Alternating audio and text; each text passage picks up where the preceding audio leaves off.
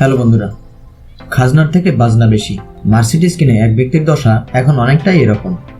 Battery পাল্টাবেন নাকি গাড়ি বিক্রি করে দেবেন তা নিয়ে ঝামেলায় পড়েছিলেন এই গাড়ির মালিক, ব্রিটেনের লেস্টারের বাসিন্দা রঞ্জিত সিং। তিনি মার্সিডিজের গুণমুগ্ধকর একজন ভক্ত। প্রায় 8 বছর আগে 27,000 পাউন্ড দিয়ে তিনি মার্সিডিজের হাইব্রিড গাড়ি কিনেছিলেন। সে সময় তাকে জানিয়ে দেওয়া হয়েছিল গাড়ির ব্যাটারির মেয়াদ 8 বছর, তারপর তা বদলাতে হবে। কিন্তু সেই ব্যাটারি যে রঞ্জিতের বড় মাথা ব্যথার কারণ হয়ে দাঁড়াবে, 8 বছর পর সেটা তিনি হাড়ে হাড়ে টের পেয়েছেন। ব্যাটারি বদলাতে গিয়ে তার দাম শুনে প্রায় ভিমড়ি খাওয়ার অবস্থা হয়েছিল রঞ্জিতের। তাকে বলা হয় ব্যাটারির দাম ছিল 15,000 পাউন্ড। এরপরে রঞ্জিত তার গাড়ির বর্তমান বাজার দরের খোঁজ নেন। খোঁজ নিয়ে দেখেন সেই গাড়ির দাম 12,500 পাউন্ড। মাথায় যে বজ্রাঘাত হয় রঞ্জিতের, তা কি আর বলতে। এ তো গাড়ির থেকে ব্যাটারির দাম বেশি। ব্যাটারির দাম 15,000 পাউন্ড, তার উপর গাড়ি মেকানিক প্রতি ঘন্টায় চার্জ নেবেন 200 পাউন্ড। এরপর রঞ্জিত হাইব্রিড গাড়ির একজন বিশেষজ্ঞের কাছে ছুটে যান পরামর্শ নেওয়ার জন্য। কিন্তু সেখানে গিয়েও তাকে হতাশ হতে হয়, কারণ ওই বিশেষজ্ঞ জানায় এই গাড়ির সস্তায় সারানোর কোনো উপায় নেই। হয় ব্যাটারি পাল্টাতে হবে, না হয় গাড়িটি বেচে দিতে হবে। আবার শখ করে কিনা এই মার্সিডিজকেও হাতছাড়া করতে চাইছেন না রঞ্জিত সিং। ফলে গাড়ির ব্যাটারি পাল্টাবেন নাকি গাড়ি বিক্রি করে দেবেন তা নিয়ে বেশ ঝামেলায় পড়েছিলেন তিনি মূলত অবসরপ্রাপ্ত, ফলে বিপুল টাকাও তার কাছে নেই। ফলে শখ করে কেনা গাড়ি এখন বাংলাদেশের প্রবক্তার মতো ঠেকছে রঞ্জিতের কাছে। বন্ধুরা, ইচ্ছা থাকলে উপায় হয়।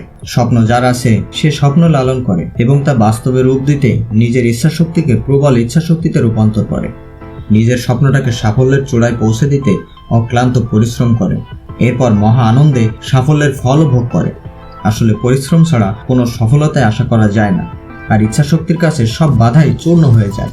তেমনি যুক্তরাষ্ট্রের অ্যারিজোনা অঙ্গরাজ্যের জেসিকা ফক্স জন্ম থেকেই হাতবিহীন, কিন্তু তার পা দুটি ব্যবহার করে অনায়াসে প্লেন চালাতে পারেন।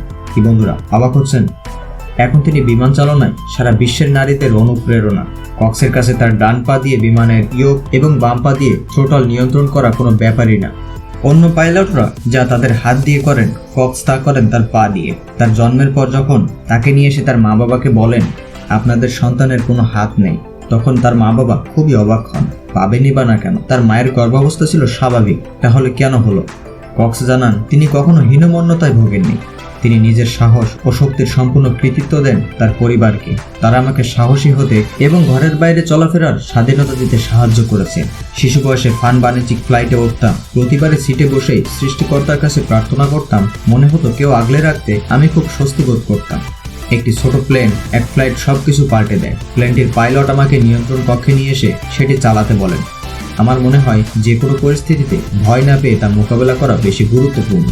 তখন কক্স ইউনিভার্সিটি অফ অ্যারিজোনা থেকে স্নাতক পাশের পর 2015 সালে পাইলট হওয়ার জন্য প্রশিক্ষণ নিতে শুরু করেন। কিন্তু বিষয়টা মোটেও সহজ ছিল না, তাই একজন ডেডিকেটেড ফ্লাইট ইনস্ট্রাক্টর খোঁজার প্রয়োজন পড়ে তার। কক্স বলেছিলেন, অনেক ফ্লাইট ইনস্ট্রাক্টর ও কন্ট্রিবিউটরের কাছ থেকে প্রশিক্ষণ নিয়েছি।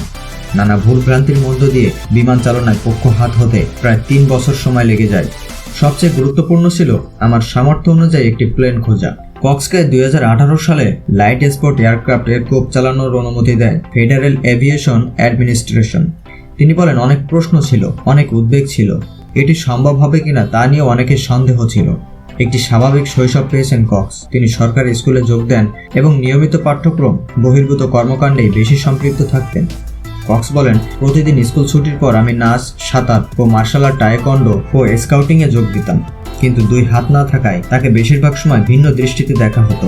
আমি স্বাভাবিক হওয়ার চেষ্টা করতাম, কিন্তু আমাকে প্রায়ই বলা হতো যে আমি পারবো না, কারণ আমার 2 হাত নেই। এরপর কক্স কৃত্রিম হাত ব্যবহার করা শেখেন। তিনি বলেন, আমি শুরু থেকে এর উপর নির্ভরশীল হতে চাইনি। আমি ভাবতাম যে কৃত্রিম হাতের চেয়ে আমার পা অনেক ভালো। এখন কক্স শুধু একজন পাইলট নন, তিনি একজন স্বীকৃত স্কুব ড্রাইভার, টাইকোয়ান্ডোতে একজন 3rd ডিগ্রি ব্ল্যাক বেল্ট। এছাড়া একজন মোটিভেশনাল স্পিকার হিসেবে তিনি 20টিরও বেশি দেশে ভ্রমণ করেছেন। তো বন্ধুরা, এই ছিল আজকের ভিডিওটি। কেমন লাগলো কমেন্ট করে জানাবেন। ভালো লাগলে অবশ্যই ভিডিওটি লাইক করতে ভুলবেন না। আর চ্যানেলে নতুন হয়ে থাকলে চ্যানেলটি অবশ্যই সাবস্ক্রাইব করে নিন, এমন ধরনের ভিডিও মিস করতে না চাইলে। ধন্যবাদ ভিডিওটি দেখার জন্য।